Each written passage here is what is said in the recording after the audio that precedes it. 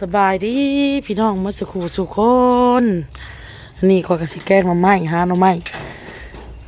ไปแกงซุ่มกันเลยพี่น้องนะโอ้ยเห็นอะไรจึงสิปิดได้พี่น้องมีหมักบวบนี่พี่น้องได้หมักบวบพี่น้องมันอยากกระดันมันอยากแมงเห็นมันเลยเอาไปแกง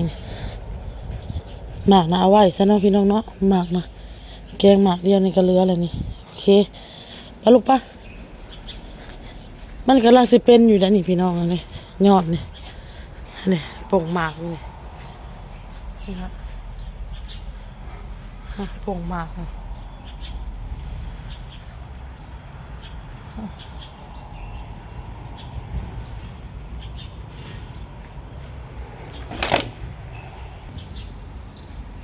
มาออโต้พี่มาเอาสายสากเลยพี่น้องโอนกันเลยเอาหมดนี้เอาเปิดแล้วน้องลาเปิดแล้วสบายดีพี่น้องปอกทำไมได้พี่น้อง ใช่ไปกันไปเลยพ่อทำไมซอยอ้วนก่อน พากันแกงทำไมซุ่มกันแกงอยู่หน้าร้านเลยพี่น้องเอาหมด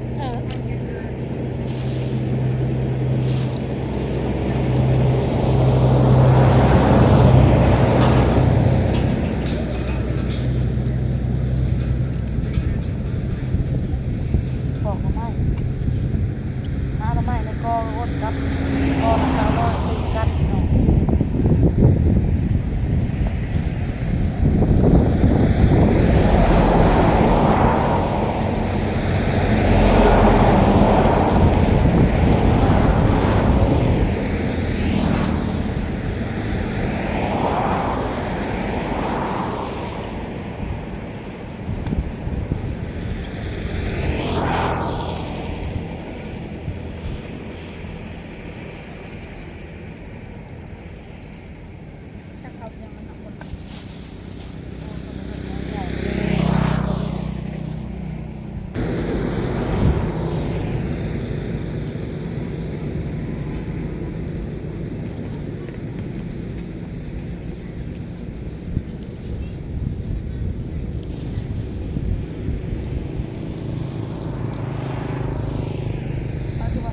ขึ้นบนหนังเขา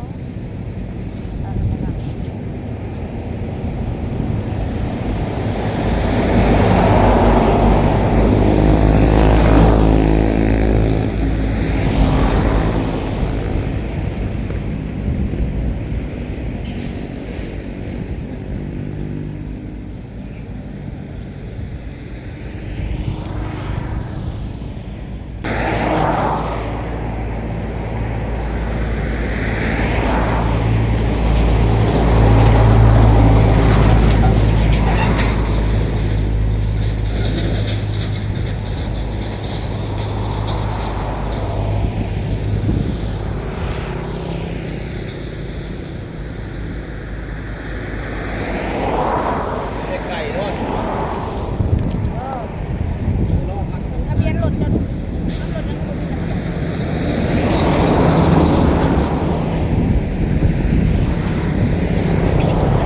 มันตั้งมันถึงอะไรบ้างแดดตอบบ่ บอกกระงามอยู่ตั้งท่านนิยานว่าจะมีรถมาบัดนี้เนาะแม่นบ่ล่ะบัดนี้เหยียบรถบัดเดียวได้ ร รู้ ถ ล่ะ มาเขากะ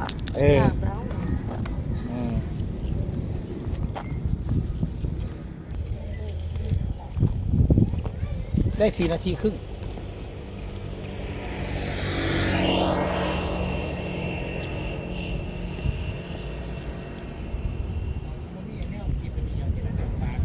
เอามีดเด็กอยู่ลุ่มพี่ไอ้เบื้องพี่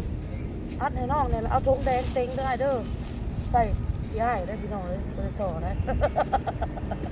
ไอเพชรใส่ดูได้บริสอได้หัวพีได้น้องหัวพีได้น้องหัวไฟขยะแล้วเลย แล้วนี่แม่เป็นว่าไผ่ว่าผู้ใดไผ่เก่าเป็นพวงโอ้ย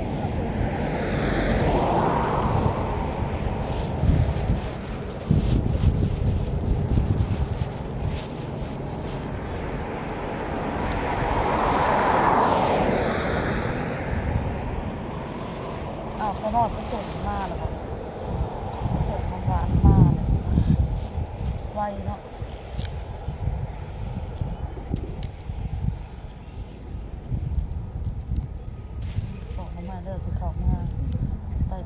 ไฟเนี่ย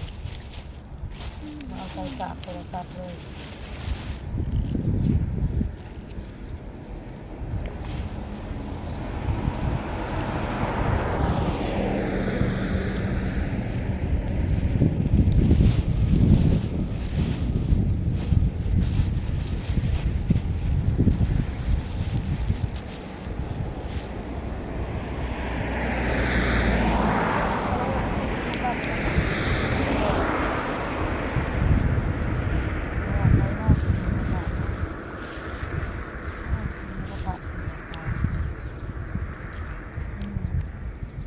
โทรหาเจ้าผมมีงานบอกโทรก็ว่าเรื่องมาใหม่นี่แหละถามจากนั้นเขาสิขอหาหน่อไม้เจ้าพอได้แกงเด้อมึงอยากแกงแล้วมึงมาหาแกงแล้วนะมาหาโลกแกงเอามาแกงมาหาเอาไปโลกสุดท้ายโบมันเนี่ยใจวันเดินจากเลี้ยมก็ยังเท่าไหร่เนี่ยคงแล้วก็บอกเอาไปก็จะผ่านแล้ว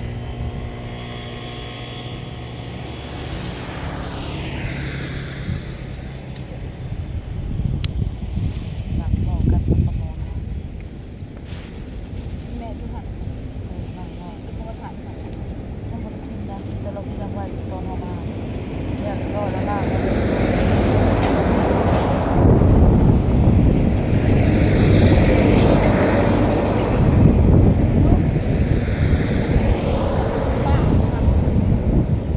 ปอกก็ดีละงัวเลย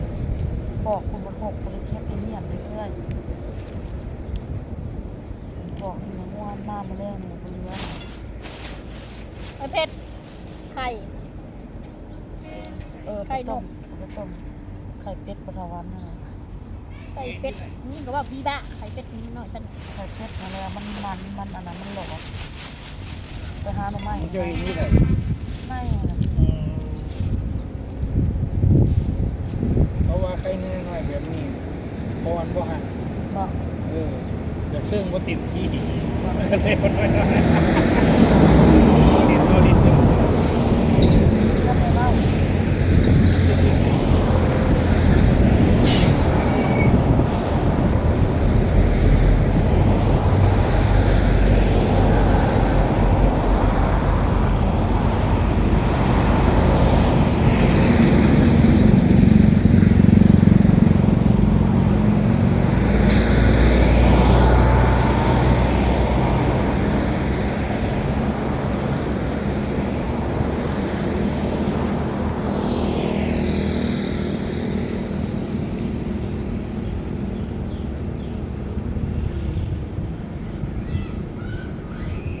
ออโต้บ้าขนาดเลย เก่งกูหมูใช่ไหมทีหดเอื้อย อ๋อตัวขอมันยังยางเลยนมมันหอมมันหอยหอมมันหอยนมมันสุกนี้มีซูซี่ไม่ตีหอมยางเลยเนี่ยอ๋อบอกเอาตัวอารมณ์ไล่เดียวหอมแม่นมแม่ ตอนมันทอดมันอารมณ์ร้าย บอกนะกลัวเอาไปได้เด็ดกันตัดรู้เรือนล่างสวยล่างตามพอตรวจเบิร์ดเอาไปเด็ดยังเลย ออโต้เข้ามาหน้าเลยที่มันเหรียญน้ำกันดีเนาะ เขาเปิดยังหอม คือกันเลียนน้ำก้นกันว่าท่านเด้